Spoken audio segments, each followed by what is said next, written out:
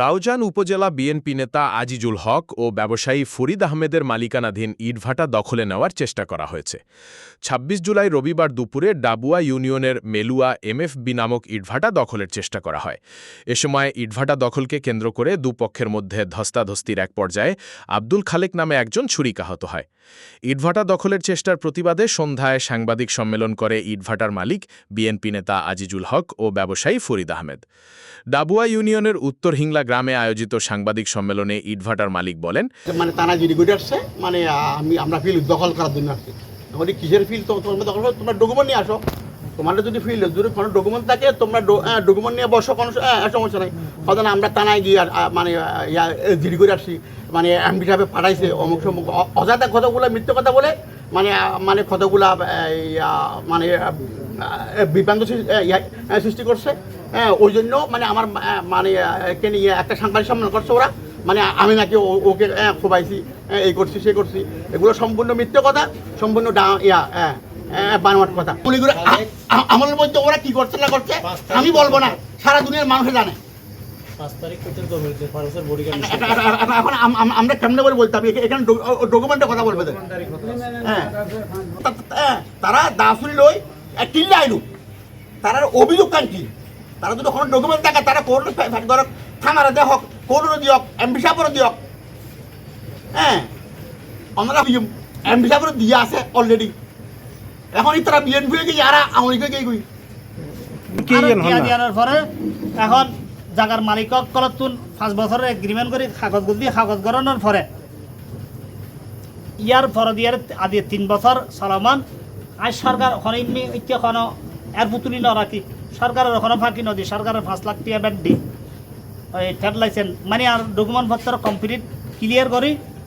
এখন 3 বছর ফিল করানোর পরে এই বছর আইয়েরা খারেকা দে হয়তো আই অতর্কিতভাবে আইয়েরা আর বাগানের মাঝে সদুকুল জল খাটেন নিয়ে আর মানুষ আছে, বিরিফিলের মধ্যে ডেলি মানুষ আছে, মাস্টিয়ে মানুষ আছে, দরবান আছে।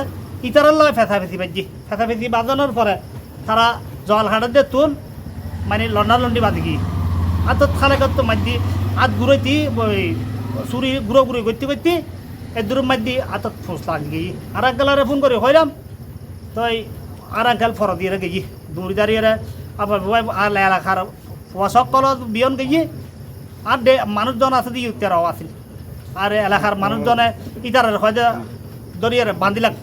এখন বান্দিলাক কই আর এখন বান্দিলাখনের দরকার নাই, ইতার গাইতার আর ফসল ইয়ারা একে চলে আসি বিয়ন এলাকার পাওয়া গিয়ে। আমাদের ব্রিকফিল্ড সমিতির সভাপতি জনাব ফুরকান মেম্বারকে সবগুলো কাগজ দিছে, দেওয়ার পরে উনি সম্পূর্ণ যাচাই বাছাই করে বলতেছে এগুলো কাগজ সম্পূর্ণ সত্যি এবং কমপ্লিটলি ডকুমেন্টারি ব্রিকফিল্ড ওনারা মালিকানা।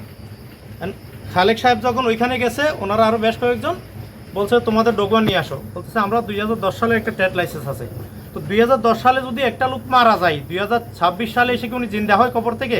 আমার প্রশ্ন। এখন 2010 সালে আপনার লাইসেন্স করে ফিল করে চলে গেছেন, দীর্ঘদিন ধরে পড়া ছিল ওনারা করছে, তার মানে কি আপনি এই হালেক হচ্ছে সাবেক মেয়র জমির উদ্দিন সরকারের গানম্যান, যিনি 5 তারিখ সাধারণ মানুষের উপরে গুলি করছিল শাটার গান দিয়ে। আমি সরাসরি সাক্ষী দিচ্ছি এবং রাউজানের অনেক মানুষ সাক্ষী আছে।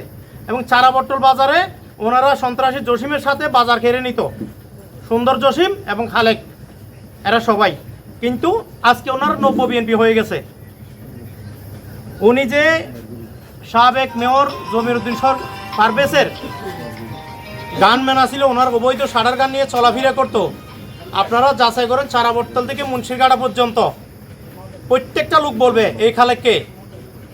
ওনাকে আমি কাগজ দিছি, আপনারা বলেন আমরা এই ডকুমেন্ট নিয়ে আসি, আপনারা ডকুমেন্ট নিয়ে আসেন। ওরা ডকুমেন্ট নিয়ে আসে বসে না, ওনার বলতেছে আমরা দখল করব। তাহলে আমি এমপি সাহেবকে এই সম্পূর্ণ কাগজের ফাইলটা আমি দিছি।